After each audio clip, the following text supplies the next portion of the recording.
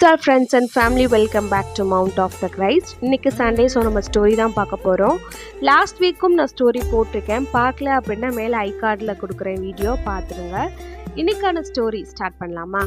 ஒரு சர்ச்சில் சர்வீஸ் நடந்துட்டுருக்கு. அதில் பாஸ்டரும் அவங்க சன்னும் சர்ச் சர்வீஸ் முடிஞ்சோடனே எல்லா வீட்டுக்கும் போய் பேம்ப்ளெட்ஸ் கொடுக்குறது வழக்கம். ஜீசஸ் வந்து உங்களை எவ்வளோ நேசிக்கிறாரு அப்படின்னு சொல்லிட்டு. ஸோ அன்னைக்கான வெதர் எப்படி இருந்துச்சு அப்படின்னா பயங்கரமாக மழை பெஞ்சு ரொம்ப இருட்டாக இருந்தது, ரொம்ப குளிராகவும் இருந்தது. ஸோ வந்து அந்த பையன் அவங்க அப்பாட்ட, அப்பா நான் எல்லா ட்ரெஸ்ஸும் போட்டுட்டேன், வாங்க போய் பேம்ப்ளெட்ஸ் கொடுக்க போகலாம் அப்படின்னு சொல்லி கூப்பிட்டாரு. அதுக்கு அந்த அவங்க அப்பா சொல்கிறாரு, கிளைமேட் ரொம்ப மோசமாக இருக்குப்பா, நான் வரலை அப்படின்னு சொல்கிறாரு. அதுக்கு அந்த பையன் சொல்கிறாரு, அப்போ அந்த கிளைமேட் இவ்வளோ மோசமாக இருந்தால் கூட நிறைய பேர் நரகத்துக்கு போய்கிட்டு இருக்காங்களேப்பா அப்படின்னு சொன்னதுக்கு அவங்க அப்பா சொல்கிறாரு, இல்லை நான் வரல அப்படின்னு சொல்லி அவரோட டிசிஷனை ரொம்ப ஸ்டெப்பனாக இருக்கார். ஸோ அந்த பையன் சொல்கிறான், சரிப்பா நீங்கள் வர வேணாம், நான் போகிறேன், எனக்கு பெர்மிஷன் கொடுங்க அப்படின்னு சொன்னோன்னே அவங்க அப்பா ஓகே நீ போயிட்டு வா அப்படின்னு சொல்லி அனுப்பிக்கிறார். பட் பத்திரமாரு அப்படின்னு சொல்கிறாரு.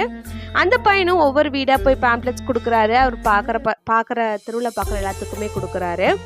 ஸோ கடைசியாக ஒரே ஒரு பேம்ப்ளெட் போட்டு கையில் இருக்க அந்த தெருவில் எல்லார் வீட்டுக்கும் அவர் கொடுத்துட்டாரு. தெருவில் ஒரு யாருமே வரல, அந்த சைடு இந்த சைடும். அவர் யோசிச்சு நிற்கிறாரு. அப்போது அந்த தெருவோட கடைசியில் ஒரு வீடு இருக்குது. அந்த வீடை போய் அவர் நாக் பண்ணிகிட்டே இருக்காரு, யாருமே திறக்க மாட்டுறாங்க. ஸோ அவர் அங்கேருந்து போயிடலாம் அப்படின்னு ட்ரை பண்ணால் கூட அவரால் போக முடியல. ஸோ என்ன பண்ணுறதுன்னு தெரியுமா, திருப்பி ரொம்பவே பலமாக அந்த வீடு தட்டிகிட்டே இருக்காரு டோரை. ரொம்ப நேரம் கழித்து ஒரு வயசான லேடி வந்து கதை திறக்கிறாங்க. திறந்து என்னப்பா வேணும் அப்படின்னு சொல்லி கேட்குறாங்க. ஸோ அந்த பையன் கொஞ்சம் கூட யோசிக்காமல் அந்த பேம்ப்ளெட்டை அந்த அம்மாட்ட கொடுத்துட்டு, ஏசப்பா உங்களை அதிகமாக நேசிக்கிறாரு, இதான் கடைசி பேம்ப்ளெட், இது உங்களுக்கானதுன்னு கொடுத்துட்டு வந்துட்டாராம். அதுக்கப்புறம் அந்த வாரம் முடியுது, சண்டேவும் வருது. ஸோ சண்டேயில் அந்த பையனோட அப்பா சர்ச் சர்வீஸ் ஸ்டார்ட் பண்ணிவிட்டு யாருக்காவது டெஸ்ட் பண்ணியிருக்கா அப்படின்னு சொல்லி கேட்குறாரு. அவர் கேட்டதுக்கப்புறம் ஒரு லாஸ்ட் ரோலேருந்து ஒரு லேடி வராங்க. அந்த லேடியோட ஃபேஸில் பயங்கர பிரகாசமாக இருக்குது. அந்த லேடி முன்னாடி வந்து பேச ஆரம்பிக்கிறாங்க. என்ன இந்த சர்ச்சில் இருக்க யாருக்குமே தெரியாது, எனக்கும் உங்கள் யாரையுமே தெரியாது, போன வாரம் சண்டே வரைக்கும் நான் கிறிஸ்டியன் கூட கிடையாது. அந்த பாட்டி பேச ஆரம்பிக்கிறாங்க. அந்த பாட்டியும் அவங்க கணவரும் மட்டும்தான் இருந்திருக்காங்க. அந்த கணவர் கொஞ்ச நாளைக்கு முன்னாடி இறந்து போயிடுறாரு.